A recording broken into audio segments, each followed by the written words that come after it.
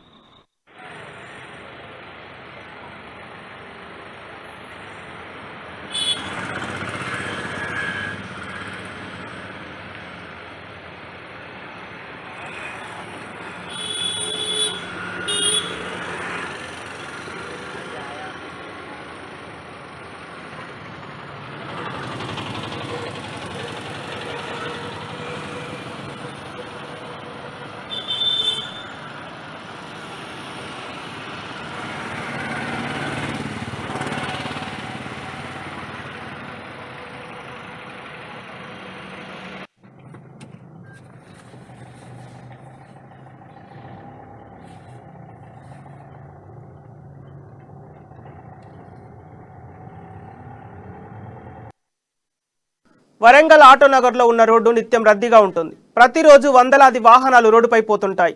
ఆటోనగర్ కావడంతో భారీ వాహనాలు రిపేర్కు వస్తాయి. దీనికి తోడు అక్కడే ఉన్న భారీ క్రేన్లు కూడా రోడ్లపై పార్కింగ్ చేయడంతో ప్రయాణికులు తీవ్ర ఇబ్బందులకు గురవుతున్నారు. సాయంత్రం అయిందంటే చాలు రోడ్లపై ఎక్కడ పడితే అక్కడ క్రేన్లు పార్కింగ్ చేసి వెళ్లిపోతారు. వీటితో ప్రమాదాలు జరుగుతున్నాయని ఆటోనగర్ వాసులు ఆందోళన చెందుతున్నారు. ట్రాఫిక్ పోలీసులు చెప్పినా పట్టించుకోవడం లేదంటూ కాలనీ వాసులు ఆరోపిస్తున్నారు. ఇక ఇదే అంశానికి సంబంధించిన పూర్తి సమాచారం మా వరంగల్ ప్రతినిధి హరికృష్ణ మరింత సమాచారం అందిస్తారు.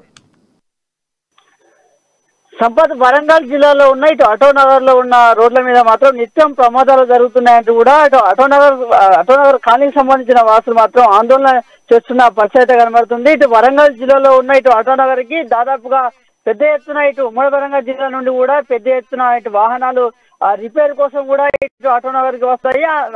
అంతేకాకుండా కూడా ఇటు భారీ వాహనాలు కూడా ఆటోనగర్ రోడ్డు నుండి కూడా ఇటు వరంగల్ నుండి దేశాపేట రోడ్డు కూడా వెళ్తున్న పరిస్థితులు అయితే ఎక్కువ ఉంటాయి. అయితే మధ్యలో కూడా ఇటు ఏదైతే ఇటు ఆటోనగర్ సంబంధించిన ప్రధాన రోడ్డు మీద కూడా ఇటు భారీ లారీలు కావచ్చు, భారీ ట్రైన్ల వంటివి కూడా ఇటు నిలిపివేయడం, పార్కింగ్ చేయడం వల్ల మాత్రం నిత్యం ప్రమాదాలు జరుగుతున్నాయంటూ కూడా కాలనీ వాసులు మాత్రం ఆరోపిస్తున్న పరిస్థితి కనబడుతుంది. అయితే ముఖ్యంగా ఏదైతే ఆటోనగర్ సంబంధించి కూడా ప్రధాన రోడ్ల మీద ఇటు లారీలు కావచ్చు, ఇటు ట్రైన్లు రోడ్ల మీద పార్కింగ్ చేయడం, ఇటు రోడ్డు మధ్యలో డివైడర్ ఉన్న నేపథ్యంలో కూడా ఇటు వాహనాలు ఏదైతే రద్దీగా ఉన్న వాహనాలు కూడా ఆ రోడ్డు మీదకి వెళ్ళాలంటే కూడా ప్రయాణికులు తీవ్ర ఇబ్బందులకు గురవుతున్న పరిస్థితి కనబడుతున్నాయి.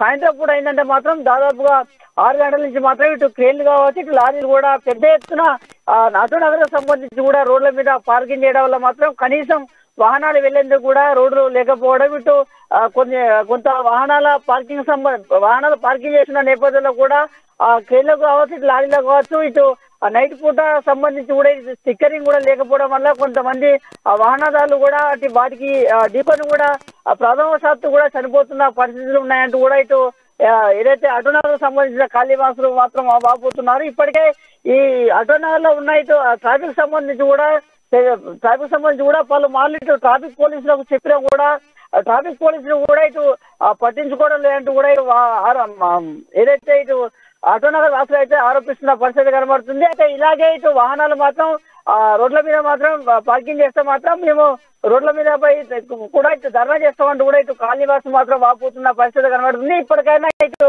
సంబంధించిన ఇటు ట్రాఫిక్ పోలీసులు కావచ్చు, ఇటు ఉన్నతాధికారులు కూడా ఏదైతే ఆటోనగర్ ఏదైతే ఉందో ఆటోనగర్ మీద ఏదైతే ప్రధాన రోడ్డు నుండి కూడా ఇటు వరంగల్కి వెళ్తుంటారు, ఇటు దేశాపేట రోడ్డుకి వెళ్తుంటారు, ఇటు రోడ్డు కాంచి కూడా దాదాపుగా ఇటు ములుగోడు వస్తున్న నేపథ్యంలో కూడా ఇటు రోడ్ల మీద ఇటు ట్రైన్లు మాత్రం ఉండకుండా చూడాలంటూ కూడా ఇటు కాలనీవాసులు మాత్రం ఆరోపిస్తున్న పరిస్థితి ఉన్నాయి. ఇటు పోలీసులకు ట్రాఫిక్ సంబంధించిన పోలీసులకు చెప్పినా కూడా పట్టించుకోవడం లేదు ఇటు అంటూ కూడా ఇటు కాలనీవాసులు మాత్రం ఇటు ఆరోపిస్తున్న పరిస్థితి కనబడుతుంది. Sampath. Okay, thank you Harikrishna.